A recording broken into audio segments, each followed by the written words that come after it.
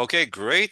So, thank you everyone for coming on time here, whether you are dialing in from Singapore, Thailand, or whichever part of the world. I'll just address some of the attendees. We have Devin, Ethan, Inda, Jackson, and Marvin. Some of you I've already known, some of you we've met for the first time. So, before we start, I'll just do a very quick introduction about myself, just 1 minute. My name is Mike. I basically help B2B exhibitors to drive success. So I help strategize how to attract visitors before the show, during the show, engage them, qualify them, and follow up so that it drives result. We've also started working with trade show organizers to help them acquire and retain exhibitors by strategizing exhibitor success. Now, our host today, before we start, I'll share with you about this podcast. So, we have this monthly podcast called The Feel. It stands for the Future of Event Experience and Learning. The reason why we use the name The Feel aside from the acronym, because we feel that any events, basically about making our audience feel a certain way. So our guest today is Kuan Yan from Jublia. Unfortunately, Errol couldn't make it. He had a last minute arrangement. But Kuan Yan is also one of the co-founders of Jublia. So he's definitely in the capacity to have a very insightful conversation. Thank you very much for joining us, Kuan Yan. Please share a bit more about yourself to the audience. Thanks, Mike. Great to be on this podcast. A little bit about me. As you might know, Jublia was started with three co-founders, and recently, we changed our name a bit, switch it up for the AI, era. And now we are known as Jublia AI. And yeah, here am I with Mike. And today, I hope we can really help you understand, I guess, the side of an trade show organizer a bit more, but also on the side of how an exhibitor can do even better, exhibiting at events. Yeah. Lovely, lovely. Now, for all of the audience here, right? I don't like formality, but that's just me, right?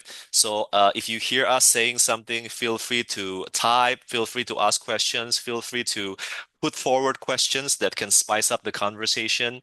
This is not about basically me being right or Kuan Yin being right. We are all learning. Nobody knows everything. So we are here to exchange ideas and improve the industry, right, Kuan Yin?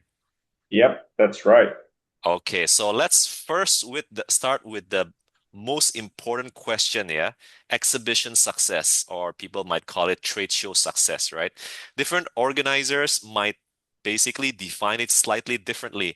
Now, I want to hear from your point of view.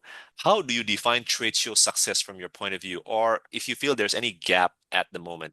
For the audience here, if you want to type, you can also do that. And as he's sharing, again, this is a discussion. Hey, I disagree because I feel it this way. So feel free to participate by typing. Please go ahead, Kuan Yin. Yep. I think, with no surprise to anyone, the most traditional organizers definitely define the success of their event by the floor space that they have sold, right? And also the attendees, how many attendees is attending the event in itself. So I think that's always has been the most traditional measure, and to a large extent, is still very relevant this year, this time of the year in 2026. I mean, look at any event websites, you kind of see those put up front at the top, and that shows you how important that is that to kind of show that your event is not kind of a ghost town, right? There is a lot of people in it. There's a lot of opportunity in it, right? I think a lot of organizers has also moved one step ahead from that kind of traditional model, and they now start to define some of the success in terms of matchmaking, number of matchmaking done in the events, right?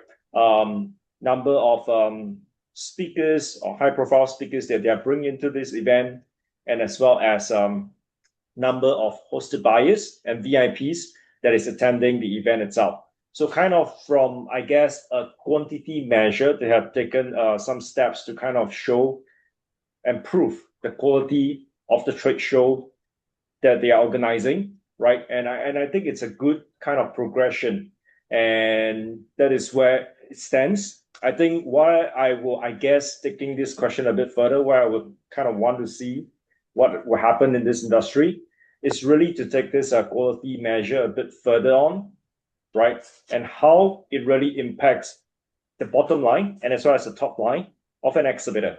Did it lead them to a sale? Did it help them to secure a distributor in the market? Right, based on all the different goals of different exhibitors attending the show already. Yeah. Right, I see. Because this is a conversation, so I'll also be sharing my point of view. Yeah, I feel because at the end of the day, trade show organizers, they are running a business, right? So definitely, revenue is a very important part of it, whether the revenue comes from ticketing, whether it comes from the exhibitors, or whether it's coming from sponsors. What I've always been curious about, and I don't have this figure, so probably Kuan Yan, you can help me or some of the folks here. I feel that retention rate is very important because one of the majority source of revenue are from the exhibitors, right? But are there any such thing as a standard or like a healthy enough retention rate? What are your thoughts? I think retention rate really, it's actually the most interesting thing is, once the trade show ends, you kind of get an anchor on that. And that is through rebooking. I think a lot of trade shows run rebooking. I think the first thing about rebooking is that the certainty of the organizer telling the attendee that there's going to be another edition next year, right? Which brings a sense of FOMO, right? Because if I'm attending this year and I have a good experience, I want a better position next year. I want more floor space next year, right? And I think that is where a good gauge is. Usually, what I see is between 60 to 70% as a really good retention of exhibitors, show to show.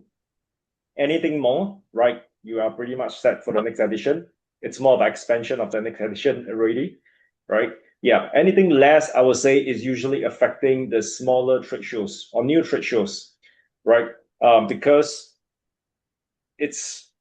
I guess it's very obvious for the organizer, right? When the numbers is, I would say, below 50%, a lot more work need to be done, especially if you want to lead to any growth of your trade show itself. Yeah, but happy to hear from you actually. What is your experience? I guess working with trade show organizers. What is the kind Yeah, of rate you usually see? The range, yeah. yeah. Honestly, I don't know the average, right? But if you ask me, I would say 75% to 80% would be pretty good, would be pretty good.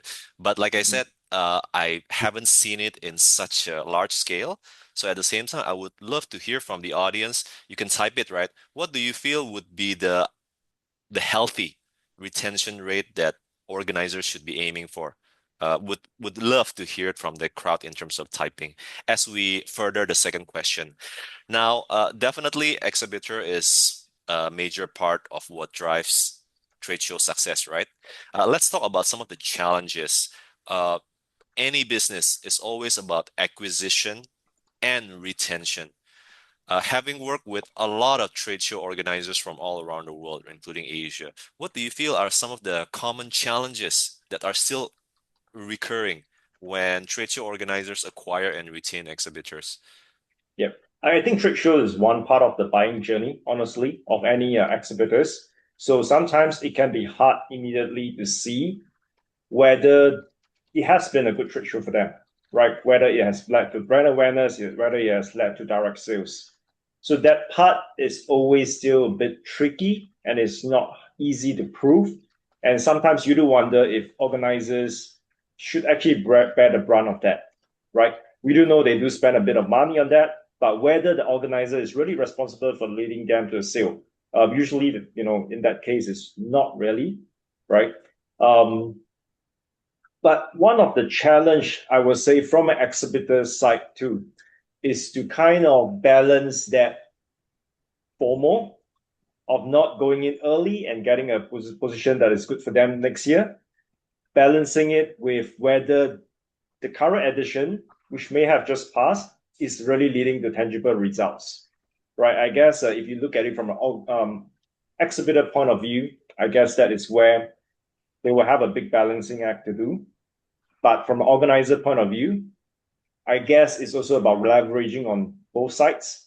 If you can already help them to prove some results, tangible results like, hey, giving them 20 solid meetings out of a hosted buyers program, right? Empowering them with, maybe getting a first tips because they have been a current exhibitors this year. Yeah. So I guess this is a bit of retention, but also acquiring um, their business for the subsequent edition. Yeah.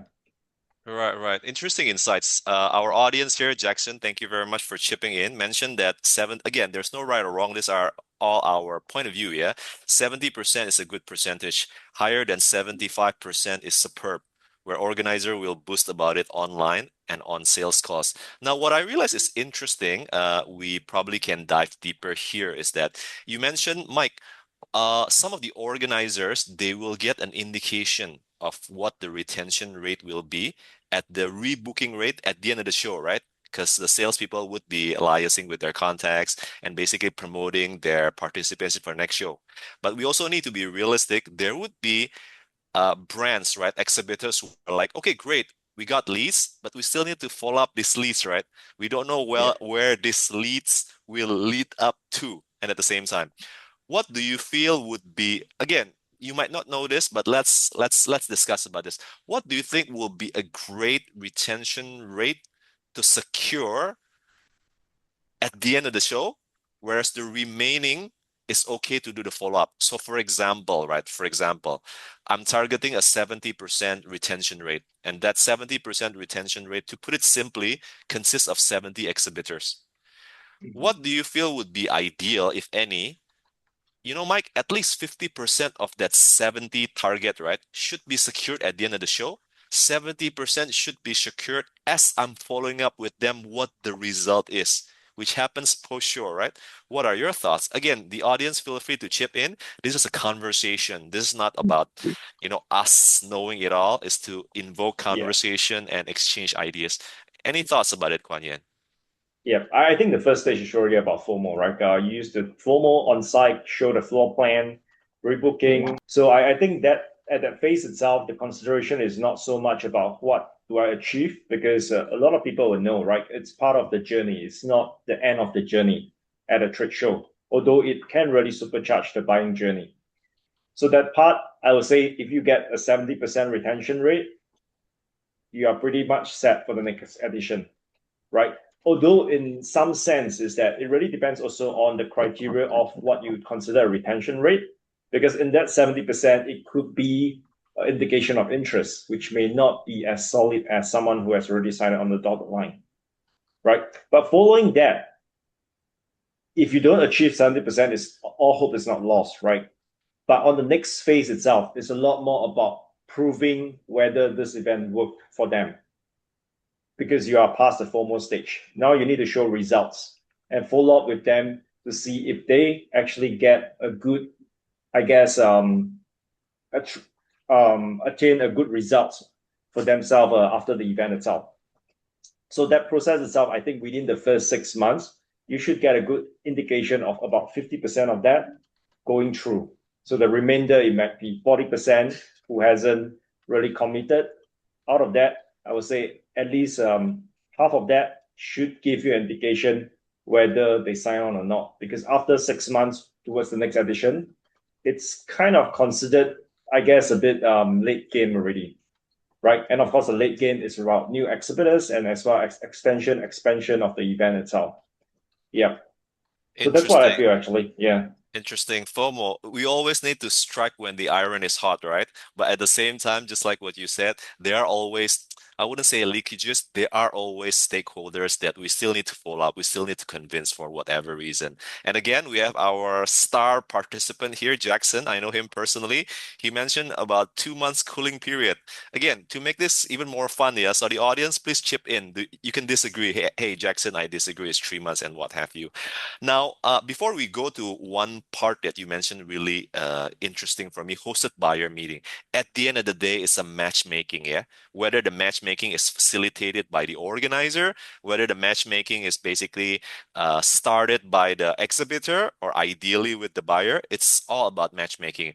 But before we go there, I want to play a devil's advocate to make it even more interesting, yeah?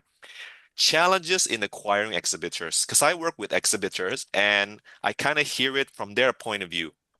because they're always two-sided coin. Some of the exhibitors, they have a concern in terms of, hey, I'm there to get a business. Of course, there's such thing as raising brand awareness and what have you, but at the end of the day, I need to get my ROI. So one of the things they always wonder is, hey, is my audience there? My audience there can be in terms of the company. So there's a company match, can be in terms of size, location, and what have you.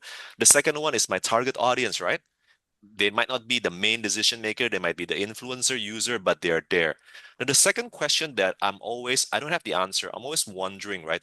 Should trade show organizers be able to give not an exact number, but at least based on last year, hey, the company that you're targeting and the audience that you're targeting, based on last year, 80 people attended.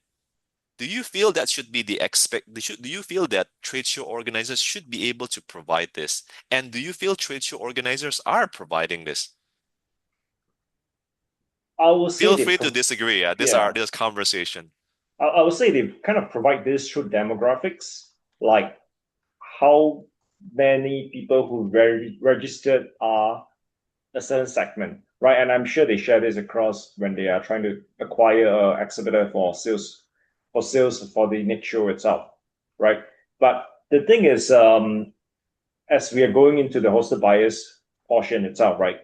Sometimes it's about telling and just showing, but not really having that really direct feeling on site. And that's where it leads to a bit of question mark for the exhibitor. What I mean by that is that you assume that there's going to be like 50% of the audience are CEOs.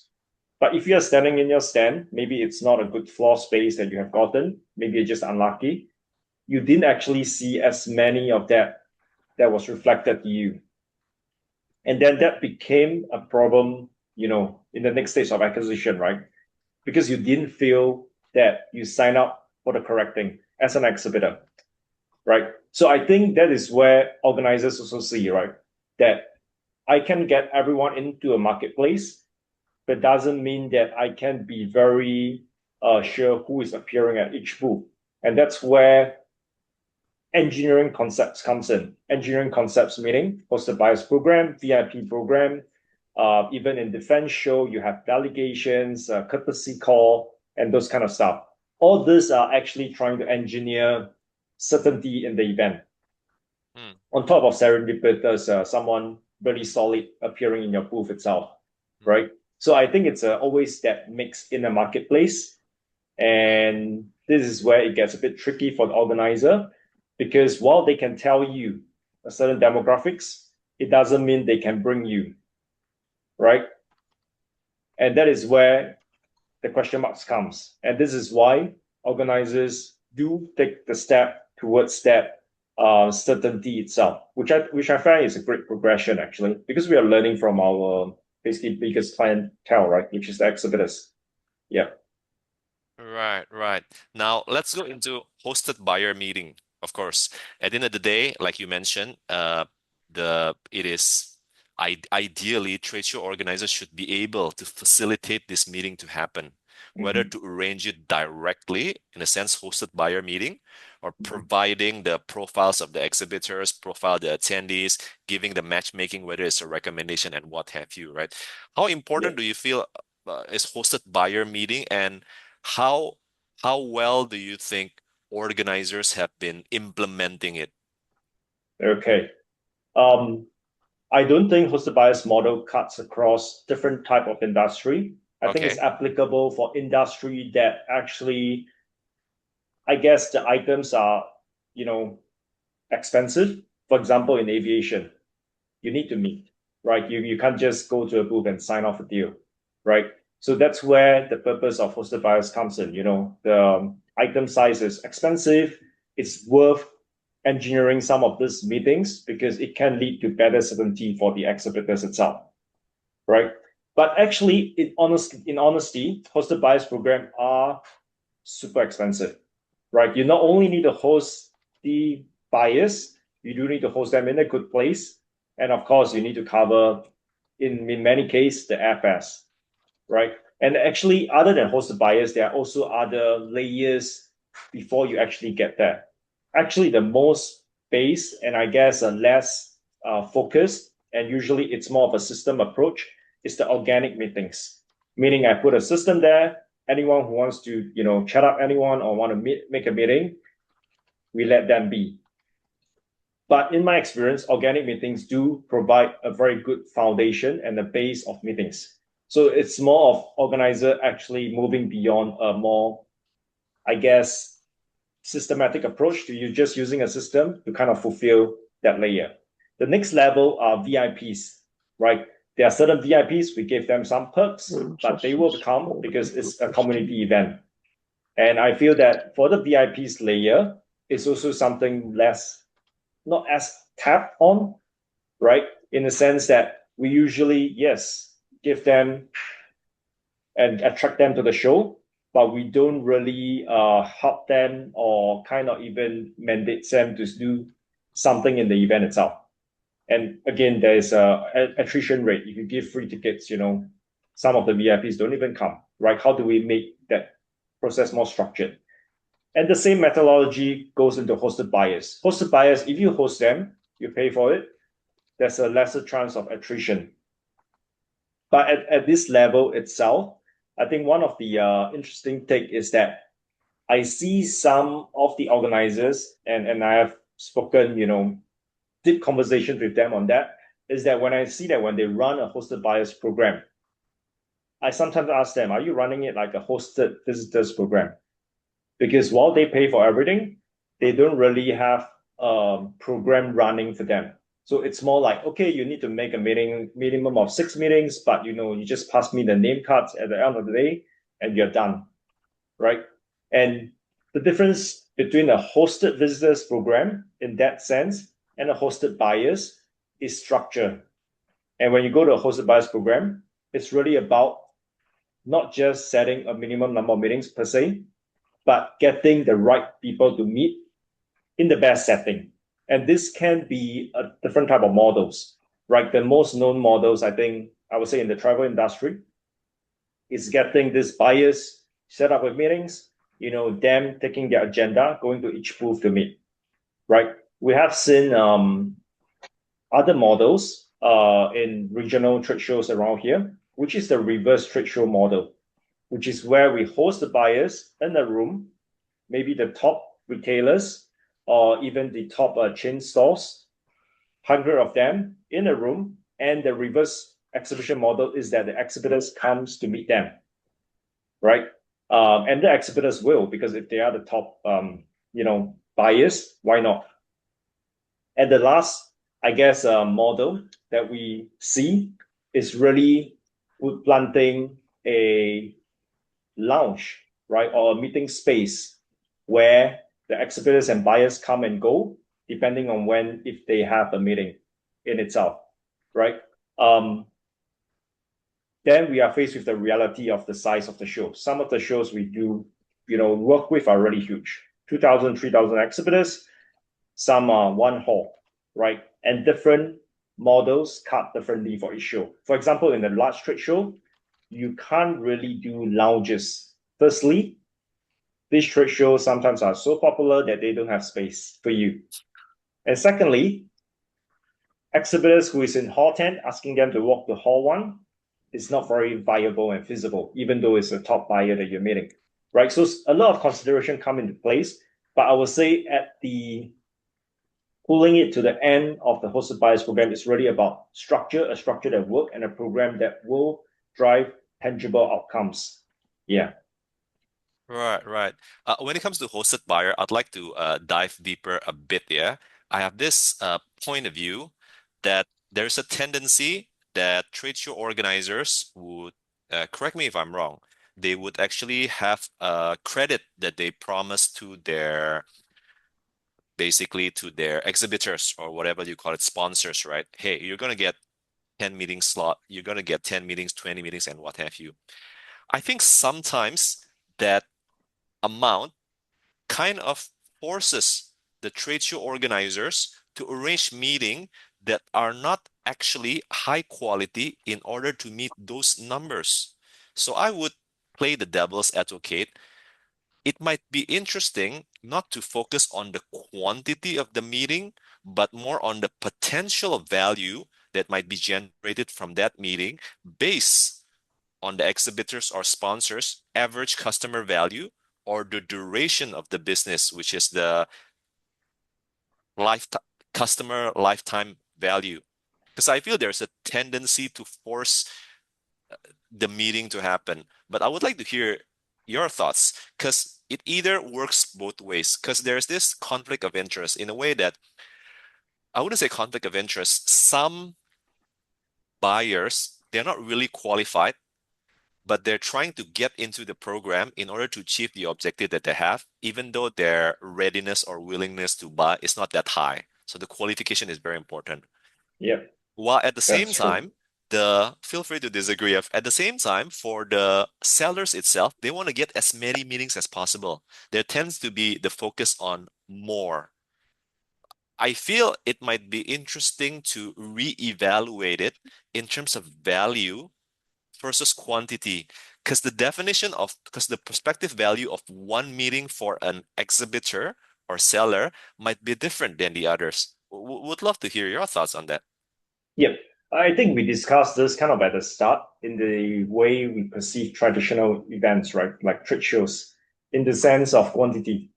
Mm, And I think when you're doing a hosted buyers program, it's kind of the same because quantity is what you can justify. For example, an exhibitor's buying into 10 meetings, buying into 20 meetings. It's something you can justify before it actually happened. So I think that will still kind of stick because it kind of put a pressure on the organizers to have to deliver at the end of the day a set quantity because it's really hard to gauge in an earlier conversation before the meetings even happen the quality of it, right? The other thing that I guess is to have more transparency in the qualification process, right? Because it is true when we are running a hosted buyers program, and if our exhibitors do buy in, or if it's a core infrastructure in our event makeup in itself, our team that runs it can make up the numbers by having, I guess, a lower qualification criteria for certain set of buyers who is coming into the program, right? And because we need to, at the end of the day, cumulatively collect and be able to make these meetings happen in terms of quantity, right? mm, So it's of a bit of a math, right? If you have, let's say, 10 buyers, you can't have your 100 exhibitors having 10 meetings each, right? The buyers will not come because they will be having 100 meetings each, right? That will not make sense. So one of the other way is to expand the buyers pool. But when you expand the buyers pool, it is a balancing act in that sense from an organizer front, right? So now we understand a bit of, I guess, the side of how an exhibitor will have certain limitation, right, in terms of being able to control the quality and then also go for the quantity. We have to see also from the exhibitor's front. What I feel, especially also as an exhibitor at some of this show in itself, it is indeed a hit or miss. But I classify it into three criteria. The first level, for sure, this is a quantity meeting, meaning that I was plugged into a meeting, let's say, with something pretty irrelevant, right? And but we still need to meet the person, right? That is where I think it's the most troubling. The second one is that the company and their needs is relevant, but when you sit down with the buyer, then you discover, hey, it's not really a match because then you get into the nuances. I find those meetings still pretty relevant because from an organizer point of view, you may not know, but you really have to have the opportunity to sit with this person as a buyer and a seller to really be able to gauge. So that layer itself, it's where it gets a bit tricky. How do we match it so accurately, right? And of course, the last level is where it's a success. We sit down, we know you have a need, we can fulfill the need. Let's go into the next buying cycle.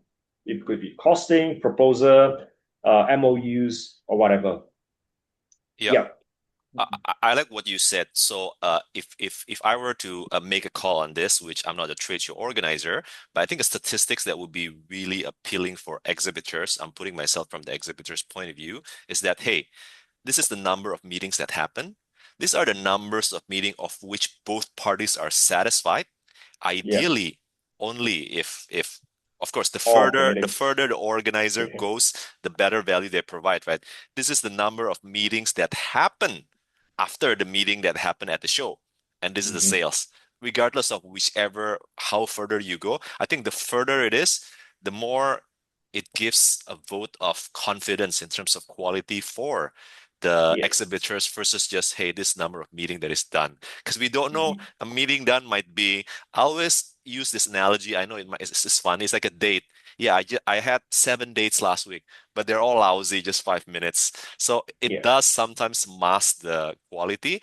Anyways, you Mhm. mentioned something that I feel is really interesting, reverse hosted buyer meeting. And our friend Mhm. here, Ethan, shout out to Ethan, mentioned that it's a chicken and egg depending on how it's run.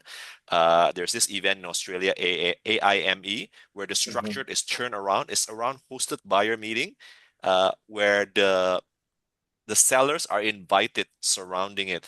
In order to make this reverse hosted buyer meeting happens, what are some of the factors or the do's and the don'ts? Say you should do this reverse hosted buyer meeting when this is the scenario, or you shouldn't do this. Any thoughts on that for our friends who might be interested to know I, more about this? I think the first basic point, the first ever point, tell your exhibitor that this is going to happen, and they should have at least two staff at the event. Because some of the smaller companies, they do only have one, sometimes two only, and then they can't leave the booth. That's the most common actually explanation of why some meetings are missed in a reverse exhibition format that we have always heard continuously. I guess going to the next level, it's really about convincing the exhibitors why these are the type of meetings that you need to come, right? For example, in a large food show, for example, if you put the biggest chain restaurants, right, who has big procurement and sourcing needs into a one room, right, you need to be able to sell that to the exhibitors.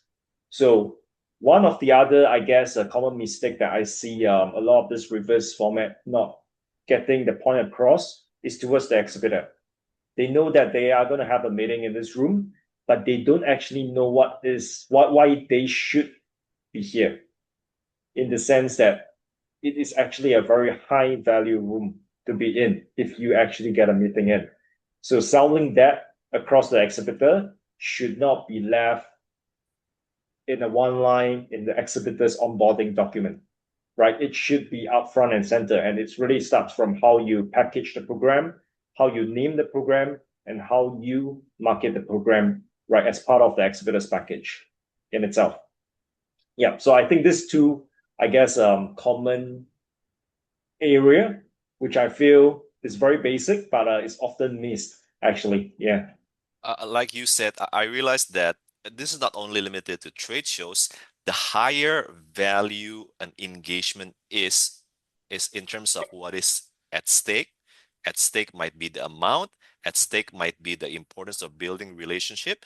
It cannot just be facilitated very easily with one or two line. There might be an occasion where there needs to be a manual facilitation in explaining the background of this, buyers and exhibitors to each other. It's like a matchmaking, versus using a system like Tinder. I think there are always some limitations, especially when the stakes are big. Would you agree to that statement?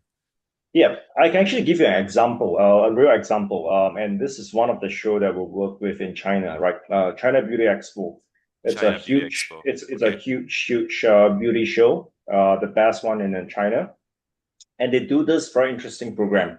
The day before the show itself, because it's a huge show, what they do is that for the new exhibitors that join the event, they actually host them in a matchmaking session in the hotel beside, which is Carry Hotel, with buyers, and they invite the buyers to the show. So we have worked with them on this for multiple years. In the first, I say, one or two edition, it was really about communicating that across to the exhibitors because exhibitors were telling us, "Hey, I'm busy getting my stand." I can't come. So Right. you have a very wild scenario, right? The buyers are coming for the meetings and the exhibitors are not. So in the first 2 years, we saw that as a big problem, right? Because you have an interesting scenario because usually the buy side is the one that don't come. But now the buy side is there for the meetings in the event, but the exhibitors are like, hey, I'm late. I can't really come because I have something at my booth. I'm building my stand. So it's kind of wow. But after the first 2 years, I think with better communication and better structuring and actually giving this program, a program name and structure of its own, right? It becomes something expected of for the exhibitors. And so right now, what we see is that the fulfillment rate is great. It's always fully filled. And it's kind of a very novel program in the large trade show to kind of help new exhibitors get a better introduction into the event and a better start, which will help to affect whether they sign up again or not. Right? It brings a certainty already before even they get to their booth, which is great. Yeah. I see. I see. Exhibitor satisfaction. Again, we talk about retention, right? At the end of the day, they won't come back if they're not satisfied. So let's break down this mystery about exhibitor satisfaction. What do you feel actually determines exhibitor satisfaction? Exhibitor, when we talk about exhibitor, it's actually a company construct, right? Like let's say Google, AWS, in the tech show, right? But in a company construct, even like a company as small as ours, there's always different departments. And usually it's these two needs in a company, in an event, under a company, I mean. So the first one is marketing, right? Marketing needs it's very distinct from the sales people needs in the sense that they usually hold the budget to whether to exhibit or not, and what they want delivered is usually brand awareness at the bottom line, and at the top line to generate MQLs, marketing qualified leads, right? Marketing qualified leads are the ones that come in usually in quantity so that they can introduce the company and so as a product to a wider, I guess, community of people who kind of signs up for that on site through, getting a free coffee or things like that, and help them with their exposure goals. Okay, so leaving the marketers aside, the wild thing is that while they sign the contract to be presented in a show, only the biggest companies bring their marketers to the show, right? And but most of the people in the booth itself are the sales people. These are the people who are going for the sales qualified leads. And sales qualified leads are pretty much things that can lead to a tangible sales, right? So those people, they benefit from structured programs, hosted buyers, VIP programs, even courtesy calls. These are the ones that they look out for. Even organic matchmaking, where they can bring meetings, they can bring leads, and really attribute that down their funnel, right? So I think usually when I look at a company in a trade show, it's really these two distinct needs. And whether a company are able to achieve one or the other determines their trust and I guess satisfaction in the event. Yeah. But sometimes you can actually make the marketers happy. You see a lot of those experiential booths, really great, a lot of people hovering around, and they get great signups on the MQL exposures, right? But then after that, the exhibitors here, hey, we didn't really get a lot of sales. And then you're scratching your head. Hey, I thought you had a really great booth. Lots of people are there. What happened? Right? Because then that's where the salespeople are like, yeah, but we didn't really get much. There were a lot of people, but we didn't get the quality we want, and blah blah blah.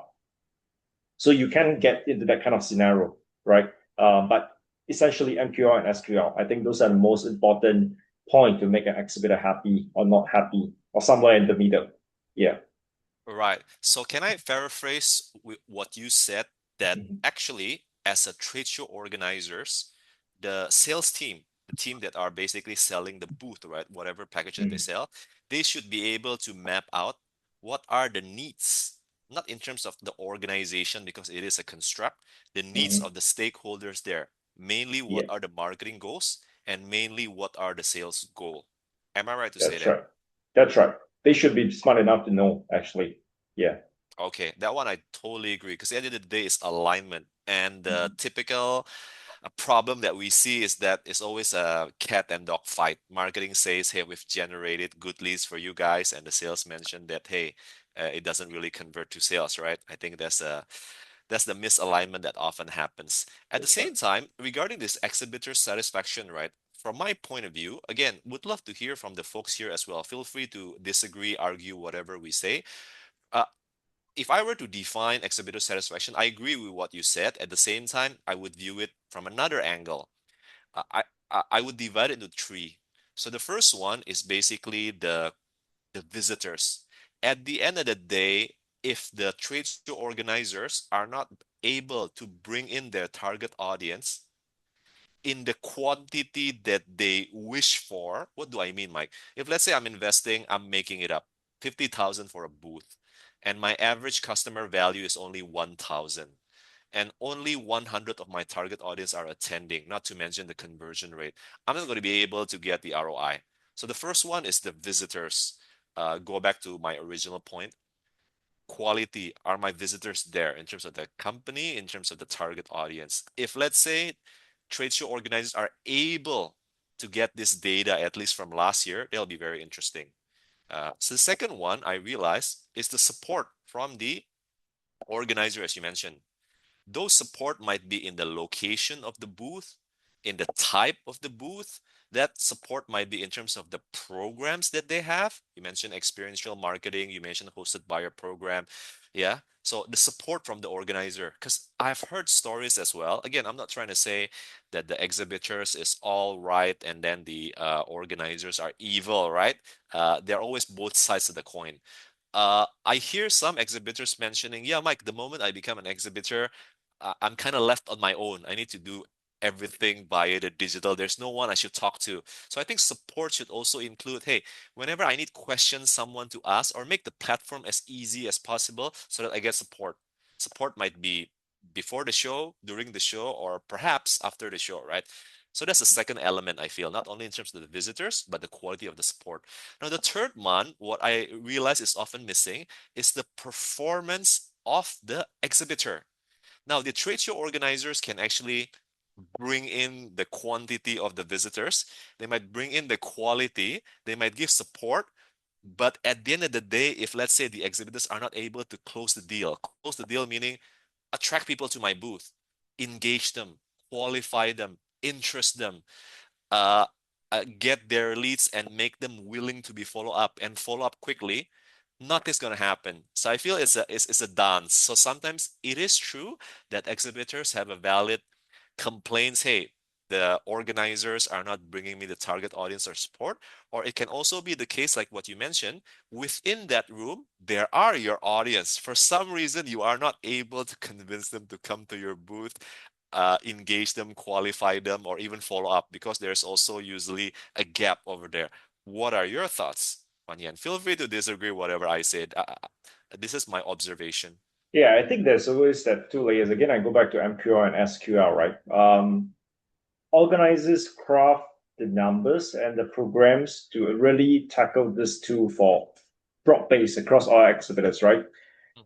So traditional event, the numbers, the big numbers, the supposedly promised numbers, right, are the ones that attracts the marketer. If you think of it, like because they see the numbers, they know that they can achieve the MQL much easier, right? And of course, if they see photos that hey, the aisles are filled, then you don't need too much convincing, right? Because it's a more of an exposure game to them. But I think that is where it has gone a bit wrong in the sense when exhibitors nowadays go back, like you say, hey, I didn't get anything. I get nothing. I only got a lot of people taking my freebies, right? And that is where now exhibitors are demanding that angle, right? Again, though, it does cut differently across different exhibitors. some exhibitors are really there for exposures and brand awareness, especially the big brands. What I noticed is that they don't really focus too much on sales, right? In not, of course, not saying for every big brands they don't do that, but it's just that they seems to want to be more exposed to the community and market and using trade show as a function to be there for the community, right? In their whole cycle of things that they do, right? For the SMBs, the smaller booths usually sometimes are in the middle and the back, small to medium size, which is usually around 60 to 70% of the an exhibition, right? Are the ones that really put their hands up for any matchmaking opportunities. I think whoever is presented in the show sometimes matters because in a lot of these SMBs, especially the S side of things, the founders or the co-founders are usually there at the event itself. And when founders and co-founders are involved, while they don't have a big booth, they have big aims, right? Let's face it that way, right? Right. And the small medium size is where the companies are maybe like 40, 50, 100 or 100 people, not so large, and they are very focused on their goals. And that is where usually they also benefit from the matchmaking, right? And because they do not have the capacity like the big brands or the big people players in the industry who usually get the big boosts, they need a lot more help in getting those introduction, getting access to those meetings, getting access to the VIPs. And that's why they really exhibit and shows. Yeah. So the big brands, VIPs knows them. It's more of an exposure game. Hey, look at our new products. Come. They know. Like if I go into a sporting shows, I will know Adidas, Puma, Nike, right? But the up and coming brand, those will be the interesting ones that we do need to spend a lot more effort. So there is a bit of a bit of a funny construct here. The ones that you probably earn the most right now are the ones that you can actually be a little bit more hands-off. The ones who is maybe paying you lesser, but they come in more quantity, SMBs, are the one that you need to handhold a bit more, right? Support questions, concierge-led programs, and things like that. Yeah, that's what I see. But again, this is a very broad-based assessment. Not saying all brands do not. There are some that does, but it's just kind of my observation when I look at a show floor and across the show floor, the needs differ. Actually, when you start walking from the front of the show to the back of the show, actually the needs changes, right? Yeah. Interesting point of view. Now, satisfaction. Satisfaction is a very fuzzy concept, right? For example, you ask me, am I satisfied? I might say 8 out of 10. You might say 5 out of 10, right? It's very fuzzy. How do you feel trade show organizers should measure exhibitor satisfaction or the gaps that you see currently? Please participate, folks. Right now it's quite quiet. Only Jackson is participating and Ethan. How do you feel trade show organizers should measure exhibitor satisfaction? Kuan Yan. Okay, I think measurement is always a big topic and sometimes a bit of controversial in the industry because we exist in, like it or not, an offline playing field.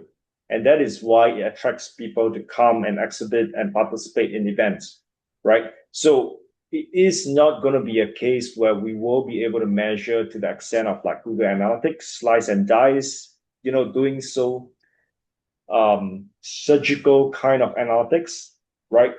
But at the end of the day, I think the analytics actually focus on one thing.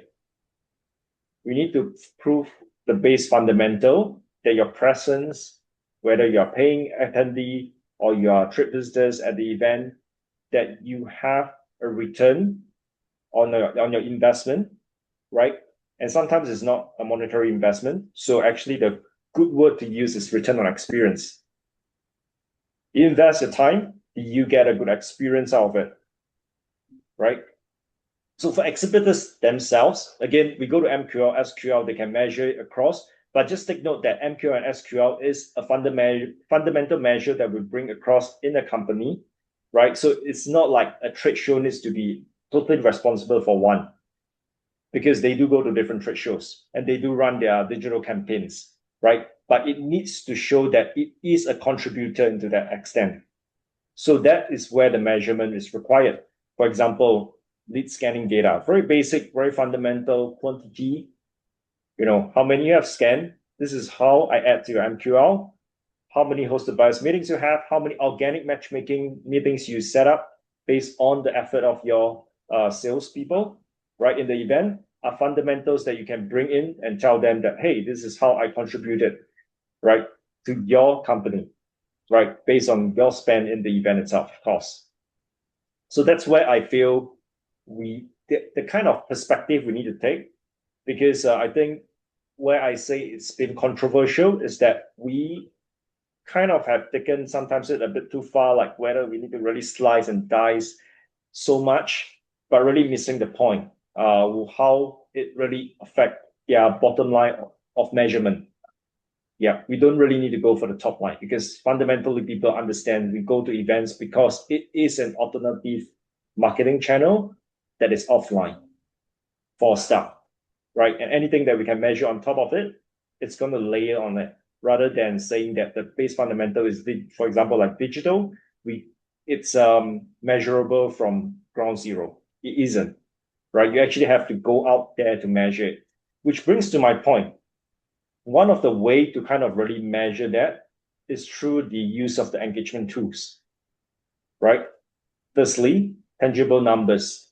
When people scan, right? Of course, lead generation tool needs to be able to help our exhibitors tag hot, warm, cold, because that's when cold MQL, warm MQL, possible SQL, hot SQL, right? From an organizer angle, then you can see it that way. That's why you need a tool, because they are telling you how many SQL they have and how many MQL they have, right? And it also helps them because they can insert it into their CRM. So it takes two hands to clap. It helps both people. Matchmaking meetings, right? As I mentioned, the three levels, right? Of course, you sit in some meetings, it's not, it's a failure meeting, right? And some that are successful. But how do you know it? Inherently, it's offline. People are sitting there. You're not in part of the conversation as an organizer. How do you measure it? So, for example, in our system, you can rate the meetings. Tell us how you feel. We can look at each one. We can get an average of, from an exhibitor point of view, how did their meeting went for the people, right? So this kind of measurement is really important because it measures satisfaction. And if people don't like a meeting, they will not give you 5-star, right? It's very direct, yeah. Right. We have around 10 minutes, probably we'll go over 5 minutes. So we're going to go a bit faster on the question, but I would like to address what Jackson interesting mentioned. Satisfaction, one of the ways to measure is to see whether they book immediately the next show, right? And at the same time, what programs work really well for them. Now, my background is experience design. So if I were to be asked this question, I would simply answer, right? Pre, in, and post show. Pre-show, how do you define exhibitor satisfaction? Probably being able to view their target audience, or probably being able to have their profile viewed, or appointment scheduled, or talk session registered. During the show, the engagement that you mentioned, right? How many people do they manage to attract? How many people they actually presented? How many people are interested? How many people qualify? How many people we capture the least? Posts, how many they actually convert and what have you. So that's one way.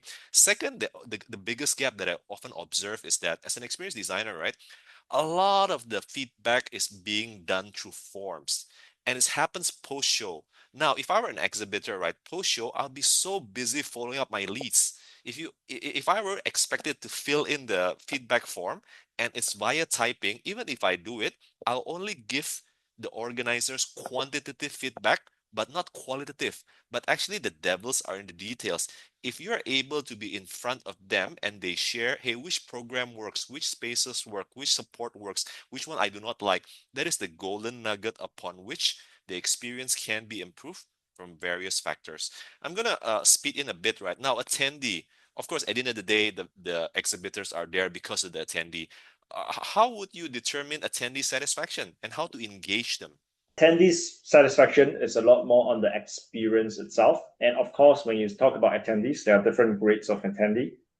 Again, the buyers, the VIPs, the one just looking around, right? But generally, I would say it's about on show what I call where is the hotspot, right? And this is where, firstly, you know where your attendees are going, and you can know where are their needs.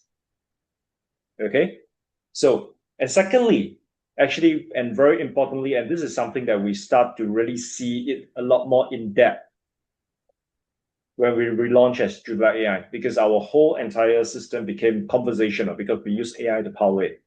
We saw attendees even in the post-show, all the way leading up to the show, asking different questions at the time phase itself, but asking a lot more questions as they get closer to a show.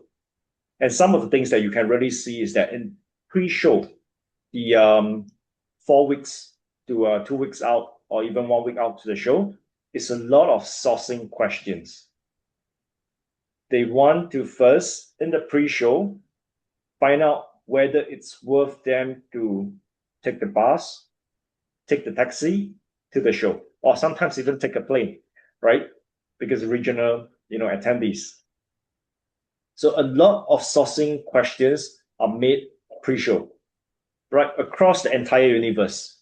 And one of the big things that we can actually see are not the one that they can find, what they can't find, which provide organizer a good insights into needs and also expansion of certain, I guess, category of the events itself. Because some of this can end up to be very popular questions. The second one that I see from this question itself as it leads up to the show is really base fundamental support questions because I registered, where can I get my badge? Right?